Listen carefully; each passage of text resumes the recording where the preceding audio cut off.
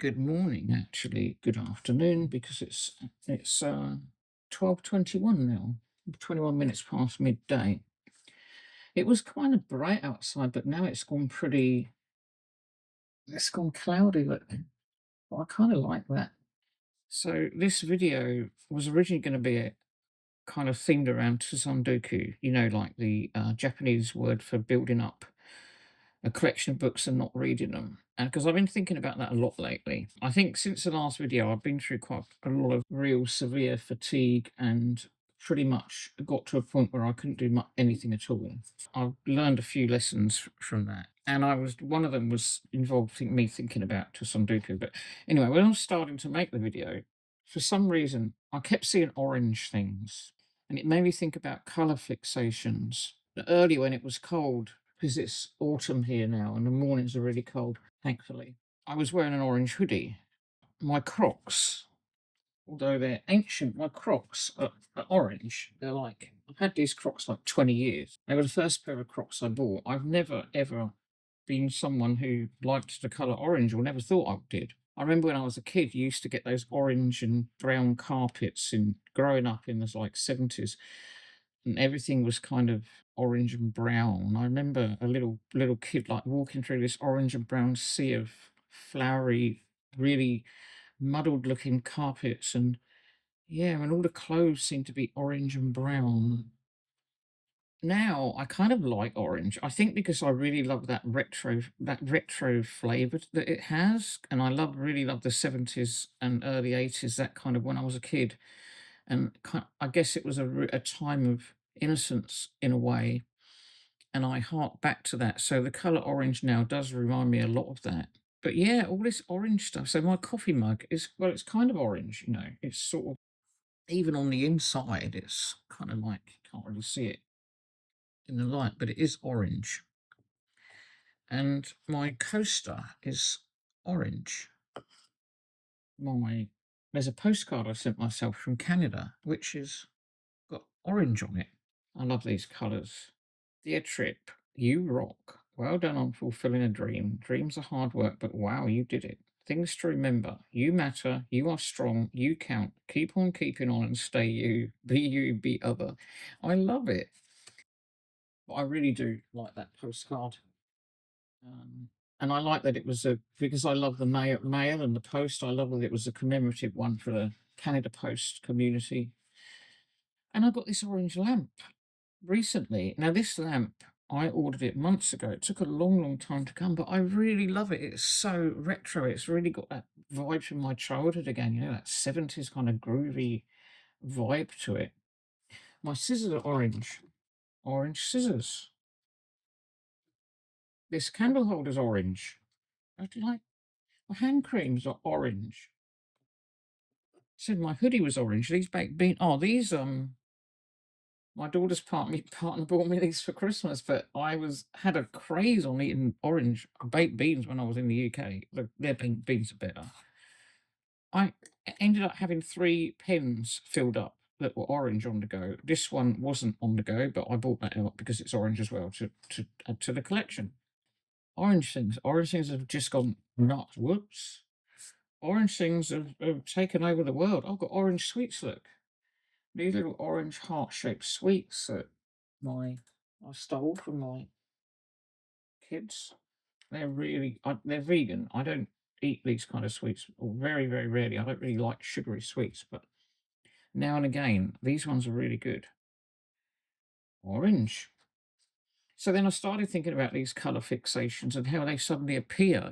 Suddenly for some reason you get this colour in your head and you just want things in that colour and you just keep seeing them everywhere. Or is it just me? Does that happen to you? I don't have an orange Hobonichi cover, which is kind of a bit of a first world problem, but I want one now.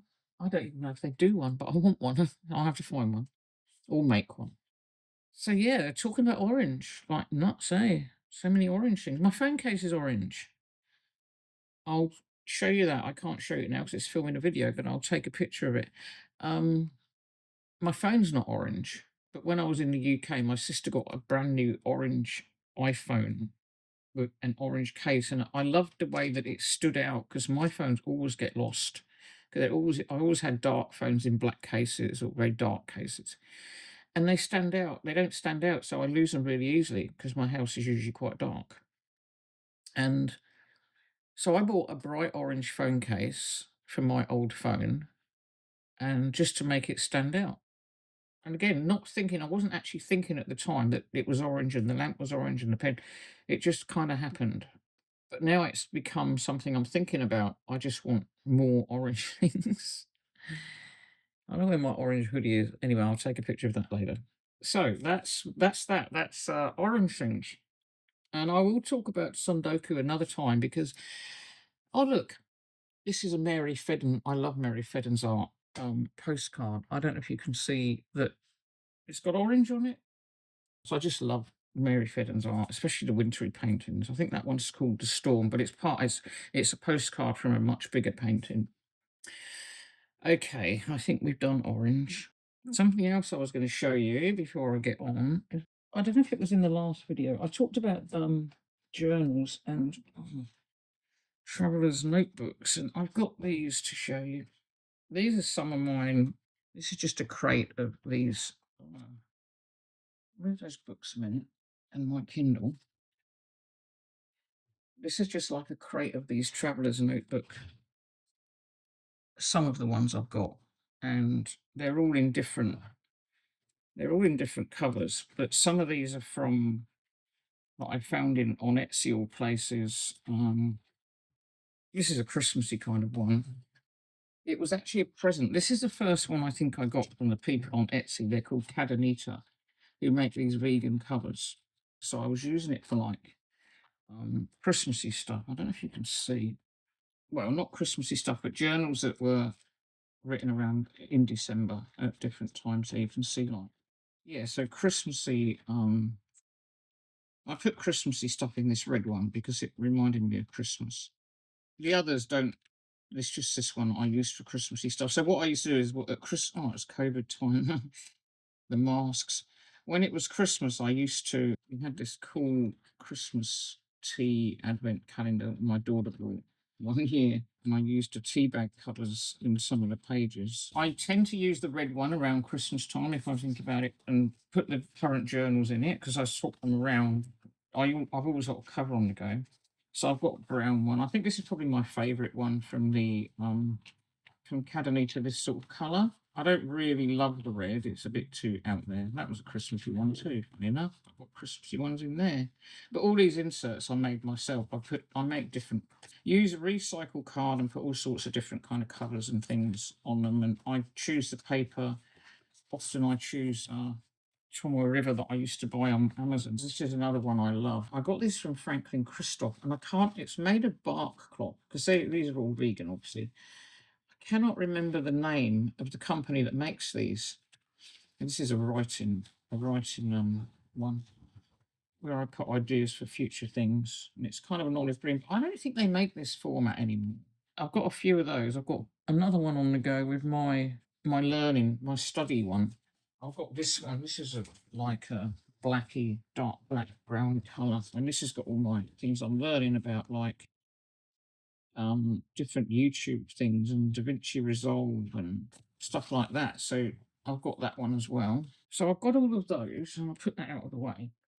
And then what I do when they're all overflowing and full up, I get these wine boxes, a vegan local wine, because I drink watered down wine. It seems a waste to buy expensive wine. Not that I could afford to, but so I keep these boxes and just cut the front bit off, and they're the perfect size for storing the inserts in. I haven't labelled them over the years. I keep taking them out and looking at them when I revisit old journals because I like to see what I was doing that time of year. But I need to put them in order, but I'm not good at organising. I've got loads of these. I mean, I've only got. They're really easy to store on a shelf, and then you can put them that way, and you could even cover it with like any spine that would look good on a bookshelf, and put the date of the journal or whatever on it, and then have them all like stacked up on the bookshelf together. I haven't gone that far because I get all these ideas and tell people about them. I don't always implement them, but that is an idea I had. I have got lots of these. I did have them all on a bookshelf, but I had them facing that way. But yeah, no, this would be That would be good to have all the dates on them, so you could just go, oh, yep, there's January, whatever. So, yep, these are brilliant. So I wanted to show you these because I just love the wine box thing, and they're so sturdy, and they just, just so easy, easy, easy. So get those out of the way. Now, we'll talk about what I've been reading. Do you like Anne Cleeves? Anne Cleeves, I really love Anne Cleeves. She wrote Vera and the Shetland series, and I've just been reading this one.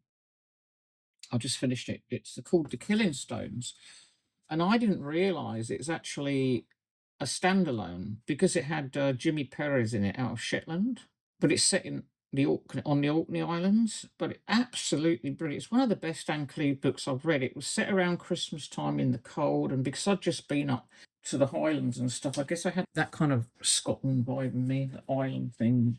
I was over on Skye, but I want to go now. I want to go to the Orkney Islands and Shetlands. I've never been to Shetland or the Orkneys, but I want to go over there now.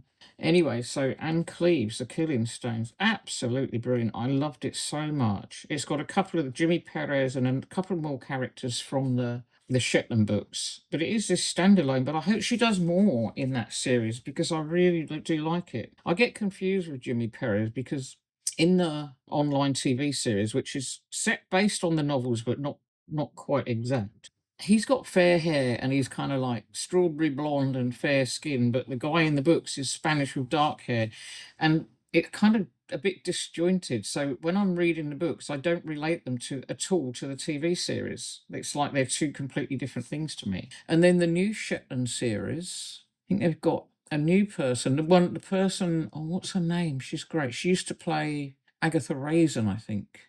But I don't think she hasn't appeared in any of the books yet. So maybe the TV series has kind of taken off on its own in its own right or something. I don't know. Anyway, The Killing Stones, Anne Cleeves, highly recommend it. Absolutely love it. It's just got such an amazing sense of place and time, and you just get lost in it, in the landscape, in everything about it. So I've really, really enjoyed that one. I read a Ruth Ware one called Turn of the Key. That was really good. I do like Ruth Ware. I really loved The Death of Mrs. Westaway. I mean, oh, Elly Griffiths. I love Elly Griffiths. I'm reading, I've just finished a collection of her short stories called The Man in Black. And although I don't usually like short stories, I really enjoyed those. I think I mentioned those in my last video. Where else have we got to? Bitter Greens. I'm sure I talked about that last time as well. That's the Rapunzel one. That was also absolutely brilliant. That's the one, Turn of the Key. So that's Turn of the Key, Ruth Ware. Again, that's got a really kind of good sense of place to it. It's a bit, it is a bit, it's a bit creepy, but it's pretty well done. For, some of the psychological thrillers, you can kind of work it all out, but think I read a Val McDermid. Well, I listened to a Val McDermid one, but that got a bit too convoluted. When too much gets involved, you get too many characters and too many things going on, too many coincidences. I kind of lose the plot. Although Val McDermid's a brilliant writer, she's really good at short stories too. Yeah, they were all. That was. They were really good.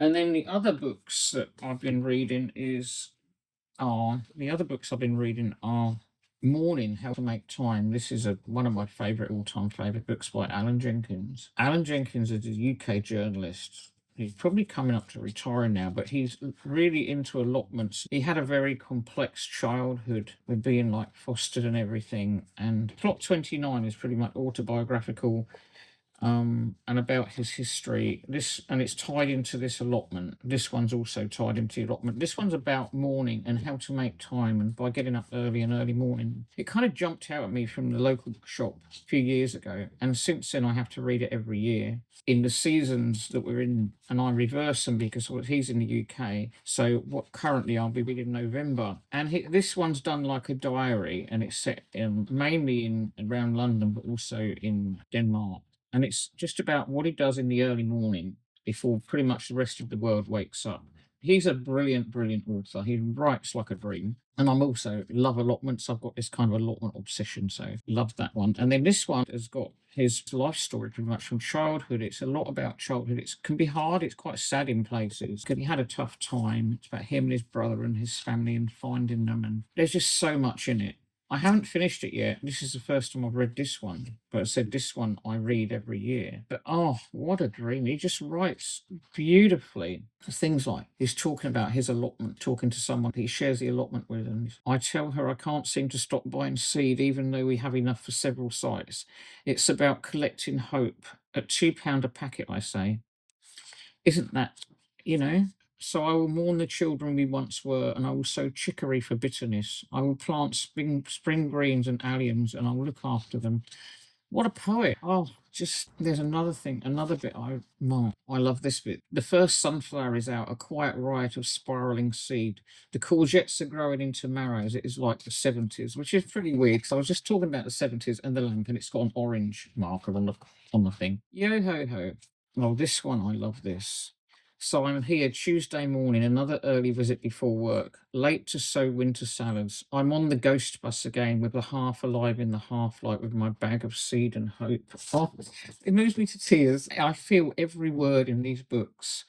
And I wanted to share them because they deserve a huge audience. I haven't posted on Instagram for a very long time, but I did post recently and I did say that, if you're a poet, if you're an author, if you're an artist, if you're breathing, you need to read Allan Jenkins. Wow, what a writer.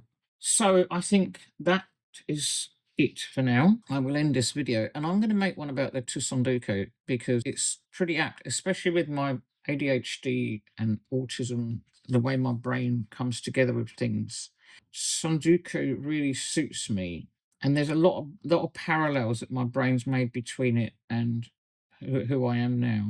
There we are. I've got some new subscribers that I have commented and said they're new. So hello and thank you very much for being here, and I hope you enjoyed this. So if there's other things you want to see, ask or want me to talk about, I know this is pretty much of a Salmagundi of a channel. I felt I quite like to do a live sometime. I might do one if I can set up. I don't know how to do that yet. I've got to work it out with the gear and stuff. But if I do one, I'll try and advertise it in my community page, which I've pretty much recently discovered. So look out for it. And yeah, I'll try and do it. I'll try and do it when America's awake because I know I've got quite a few buddies in across the pond. Okay, I'm going to say goodbye for now. Enjoy your season. I'm really loving autumn. And thank you.